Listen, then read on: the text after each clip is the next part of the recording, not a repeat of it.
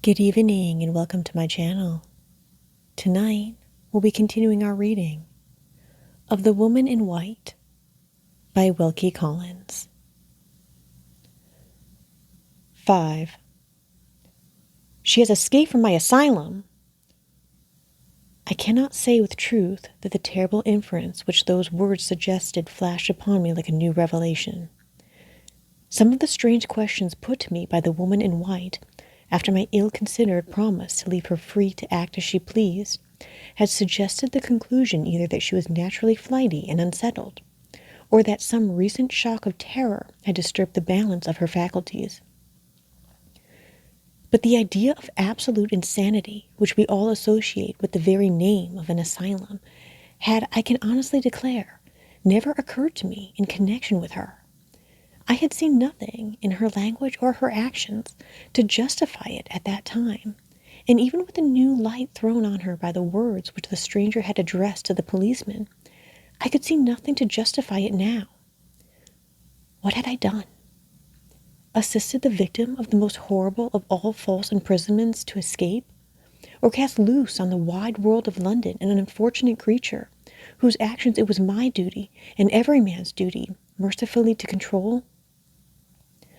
I turned sick at heart when the question occurred to me, and when I felt self-reproachfully that it was asked too late. In the disturbed state of my mind, it was useless to think of going to bed when I at last got back to my chambers in Clement's Inn.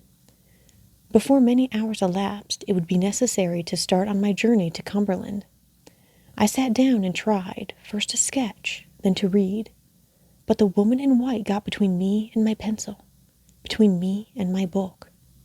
Had the forlorn creature come to any harm? That was my first thought, though I shrank selfishly from confronting it. Other thoughts followed, on which it was less harrowing to dwell.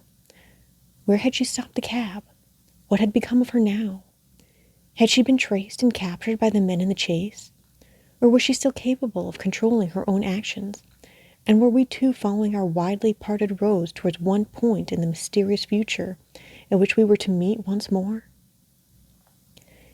It was a relief when the hour came to lock my door, to bid farewell to London pursuits, London pupils, and London friends, and to be in movement again towards new interests and a new life. Even the bustle and confusion at the railway terminus, so wearisome and bewildering at other times, roused me and did me good. My traveling instructions directed me to go to Carlisle, and then to diverge by a branch railway which ran in the direction of the coast. As a misfortune to begin with, our engine broke down between Lancaster and Carlisle. The delay occasioned by this accident caused me to be too late for the branch train, by which I was to have gone on immediately. I had to wait some hours, and when a later train finally deposited me at the nearest station to Limmeridge House, it was past 10, and the night was so dark that I could hardly see my way to the pony chaise which Mr. Farley had ordered to be in waiting for me. The driver was evidently discomposed by the lateness of my arrival. He was in that state of highly respectful sulkiness which is peculiar to English servants. We drove away slowly through the darkness in perfect silence. The roads were bad, and the dense obscurity of the night increased the difficulty of getting over the ground quickly.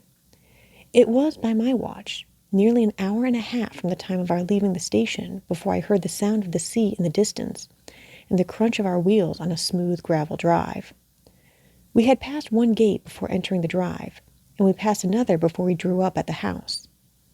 I was received by a solemn manservant out of livery, was informed that the family had retired for the night, and was then led into a large and lofty room where my supper was awaiting me, in a forlorn manner, at one extremity of a lonesome mahogany wilderness of dining table.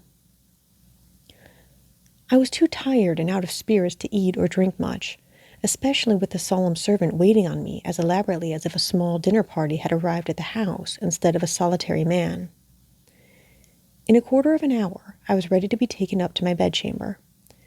The solemn servant conducted me into a prettily furnished room and said, "Breakfast at 9 o'clock, sir," looked all round him to see that everything was in its proper place, and noiselessly withdrew.